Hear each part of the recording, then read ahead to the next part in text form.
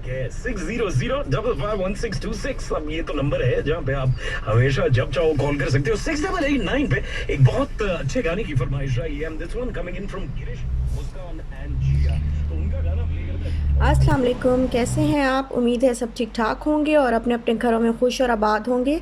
अल्लाह ताला आप लोगों को खुश रखे, आबाद रखे और हर तरह की नागहानी आफतों, मुसीबतों और बलाओं से आपको महफूज रखे। आमीन सुम्मा आमीन। आज हम आए हैं मिर्दीफ और यहाँ पे हमने ली है चाय। समोसे जो है वो हम रास्ते से ही लेते आए थे और फिर जब हम मिर्दीफ आए तो फिर हमने यहाँ पे चाय ली और साथ में ही फिर हमने समोसे इंजॉय किए। और मिर्दीफ हमने जाना है सिटी सेंटर, तो पहले ये समोसे वगैरह और चाय पी के तो फिर इंशाल्लाह हम सिटी सेंटर जाते हैं। थोड़ा सा कुछ काम है, कुछ चीज़ें लेनी हैं, कुछ देखनी है, कुछ आइडियाज़ लेने हैं, तो फिर इंशाल्लाह जो है वो आज ये वाला काम निपटाएंगे। तो चाय वगैरह पीने के बाद हम फिर आ गए सिटी सेंटर में। तो सिटी सेंटर में ना ये सबसे पहले मैं सेंटर पॉइंट आई क्योंकि यहाँ पे मुझे थोड़ा काम था, कुछ देखना था कि किस तरह की कलेक्शन बच्चों की जो है वो आई हुई है। और ये देखें, ये अभी से जो बैक टू स्कूल का अभी से सारा उन्होंने डिस्प्ले कर दिया हुआ है, सारे बैग्स वगैरह और सारी चीज़ें।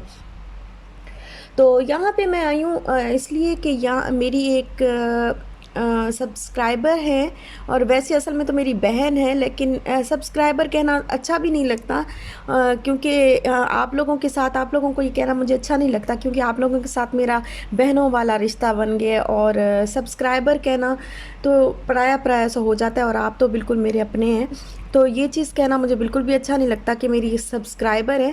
खैर वो मेरी एक मेरे व्लॉग्स भी देखती हैं और मेरी बहुत बहुत बहुत प्यारी सिस्टर है और रहती हैं अबू धाबी में। तो उनके घर आने वाली है गुड न्यूज़ और मुझे आइडियाज़ लेने थे थोड़े से। मैंने कहा देख के आऊँ सेंटर पॉइंट में बेबी शॉप में कि कोई अच्छे कोई कपड़े या कोई चीज़ मैं उनके लिए, उनके बेबी के लिए मैंने गिफ्ट करना था, तो मैं जो है वो देखने आई थी। और यहाँ पे मैं आई तो मैं मुझे ये वाले कपड़े शाल के भी मैंने देखना शुरू कर दिए इसकी ईद के लिए। तो ये देखिए, ये वाला फ़्रॉक मुझे बहुत पसंद आया। ये जो लाइट पीच कलर का है और बहुत प्यारा था। ये नेट था, इसके ऊपर इतने प्यारे प्यारे से फ्लावर्स बने हुए थे और बहुत ही प्यारा था।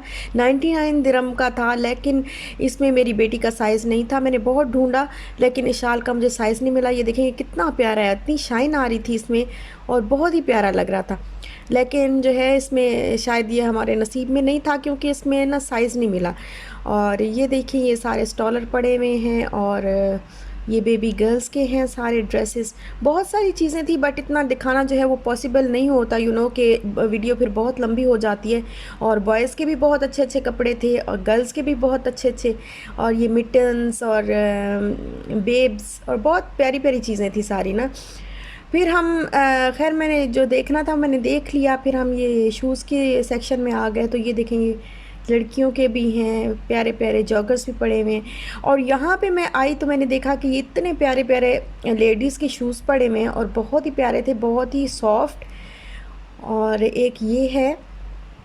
और अब जब मैं वीडियो देख रही हूँ ना, जब वॉइस ओवर कर रही हूँ, तो मुझे अफसोस हो रहा है कि पता नहीं ये वाला शूज़ मैं क्यों छोड़ के आ गई। ये वाला जूता ये 174 का था और 65 में था, बहुत ही अच्छी ऑफ़र थी। और अब तो पता नहीं होगी या नहीं, लेकिन अब जब मैं देख रही हूँ तो मुझे बहुत अफसोस हो रहा है कि पता नहीं मेरे दिमाग में क्या चल रहा था उस टाइम पे। मैं इतना जो है अच्छा वाला शूज़ जो है, अच्छे वाले शूज़ में छोड़ के आ गई और बहुत अफसोस हो रहा था मुझे। खैर, लेकिन बहुत अच्छी ऑफ़र थी। अगर आप जाएँ और आपको मिले ऑफ़र तो ज़रूर ले लीजिएगा। मैं तो जाऊंगी, तो अगर मुझे मिल गया तो मैं इंशाल्लाह ज़रूर लूँगी। और ये हील वाले शूज़ हैं। और ये है अब अगला दिन और मैं देख रही थी अपने कॉलेज की पिक्चर्स में बैठी हुई देख रही थी और मुझे ख्याल आ रहा था, मैंने कहा हम औरतें क्या चीज़ हैं ना, क्या बन जाती हैं हम लोग। बिल्कुल घर के कामों में मसरूफ़ हो के अपने आप को, अपनी ज़ात को बिल्कुल भूल जाती हैं। मैं कॉलेज के ज़माने में जिस तरह मैं हुआ करती थी, अब तो मैं उससे कितनी चेंज हूँ।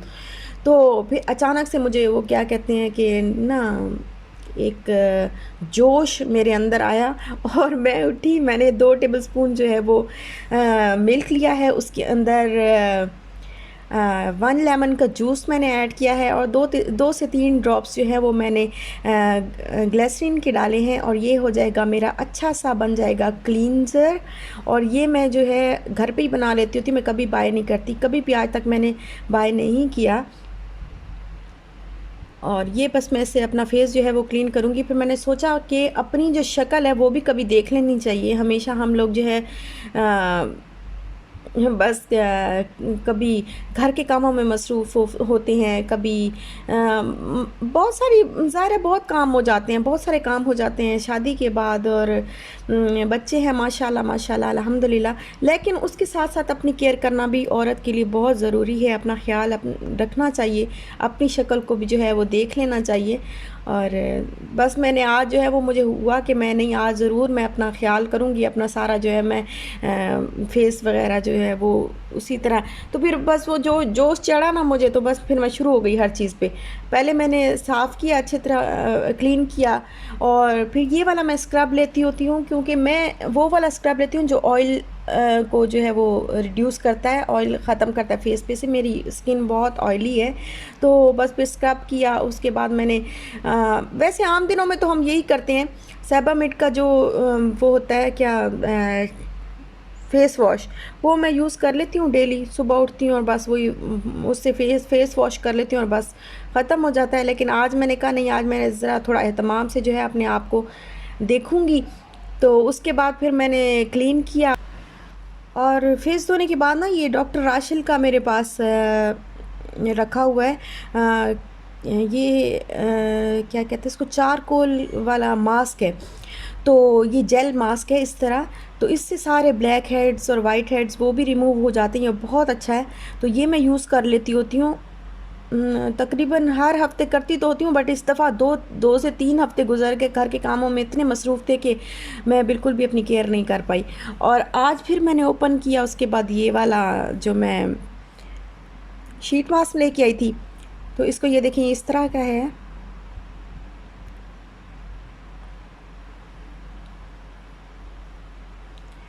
और इसको मैंने लगाया फेस के ऊपर। तकरीबन 20 मिनट्स जो है वो लगा के मैंने रखा, और हल्का हल्का जो है उंगलियों से ही जो पोर्स के साथ जो है उंगलियों के जो टिप्स हैं उसके साथ मैंने मसाज किया हल्का हल्का। और फिर उसके बाद मैंने रिमूव कर दिया, फेस वॉश कर लिया सादा पानी से ही, और बहुत अच्छा लगा, बहुत नाइस था। तो फेस जो है बहुत हल्की, स्किन जो है वो बहुत जो है मेरी हल्की फुल्की सी महसूस होना शुरू हो गई मुझे। और ये मैंने अब फिर धो लिए हैं कपड़े धोने थे, तो कपड़े धो के अब ये ड्राई हो गए हैं। इंशाल्लाह इनको फिर मैं तह कर लूँगी। ये देखें सारे मैं अभी रिमूव कर रही हूँ, ये सारे इधर रख के मैं जा रही हूँ अभी। और अब जो है वो शाम का टाइम हो गया, तो मैं खाना बनाने की तैयारी कर रही थी। साथ में ही आज मैंने सोचा मैं माश की दाल बनाऊंगी, और माश की दाल हमें बहुत पसंद है, हम दोनों मियाँ बीवी को। हम ज़्यादातर माश की दाल ही खाते हैं। हम कभी पाकिस्तान जाए ना तो तब भी वहाँ पे भी यही फरमाइश होती है माश की दाल हम जब भी मेरे घर पे बनती है तो वो ढाबा स्टाइल ही बनती है। और इसके लिए मैं क्या करती हूँ, मैं माश की दाल में पानी डाल के उसमें हाफ़ टी स्पून थोड़ा सा हाफ़ टी स्पून ही कह लें सॉल्ट ऐड कर लेती हूँ, और फिर उसको बॉईल कर लेती हूँ। और यहाँ पे मैंने चॉप कर लिए हैं अनियन, और इसमें गार्लिक डाल लूँगी, गार्लिक और जिंजर पेस्ट डाल लूँगी, और इसको फ्राई कर लूँगी। इसकी जो प्रॉपर रेसिपी है वो ऑलरेडी मेरे चैनल पर है, बहुत दफ़ा मैंने माश की दाल जो है वो बनाई हुई है। आपको अगर चाहिए हो प्रॉपर तो वो देख लीजिएगा। वैसे तो सबको ही माशाल्लाह बनानी आती है, लेकिन फिर भी जो सिस्टर्स मांगती हैं तो वो फिर मेरे पिछले व्लॉग्स में ना वो रेसिपी है।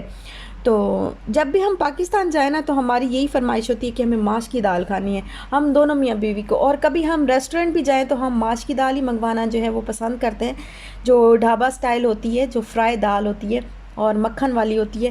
खैर आज मेरे पास मक्खन था नहीं, लेकिन मैंने कहा चलो मैं ऐसे ही माश की दाल ऐसे ही बना लेती हूँ। तो उसके लिए बस मैं मसाला अभी भून रही हूँ। इसमें बस वही नमक, मिर्च, हल्दी और थोड़ा सा खुश्क धनिया पाउडर डाला, और फिर मैंने गरम मसाला डाला। अच्छी तरह इसको फ्राई किया, और दाल जो है ये देखें उसी पानी में ही गल के रेडी हो गई है, और पानी इसका बिल्कुल ड्राई हो गया था।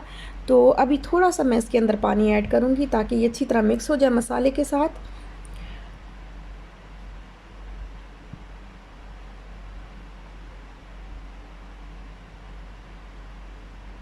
और अब इसके अंदर थोड़ी सी कसूरी मेथी ऐड कर दूंगी और थोड़ा सा पानी जो है इसका मैं ड्राई कर लूँगी और बस फिर ये रेडी हो जाएगी। और अब यहाँ पे जो है दाल तो हो गई है रेडी, तो यहाँ पे मैं ना तड़का, इसका जो तड़का होता है वो रेडी कर रही हूँ। 1 टीस्पून मैंने ज़ीरा डाला है, सफ़ेद ज़ीरा, और हाफ़ टी स्पून मैंने देगी लाल मिर्च डाली है, और 4 से 5 जो है वो गोल वाली जो रेड चिल्ली होती है ना वो डाली है मैंने। अब इसको मैं तड़का लगा लूँगी।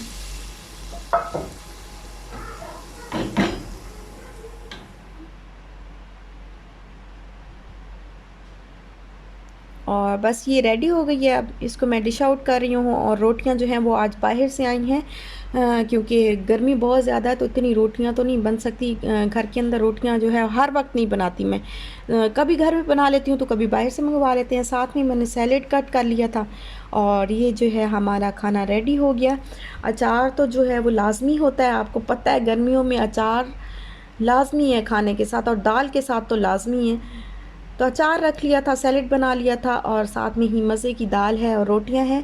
तो बस हम खाएंगे खाना। और यहीं तक था मेरा आज का व्लॉग। अच्छा लगा हो तो लाइक शेयर सब्सक्राइब ज़रूर करिएगा। इंशाल्लाह बहुत ही जल्दी मिलेंगे नेक्स्ट व्लॉग के साथ। तब तक के लिए अल्लाह हाफिज़।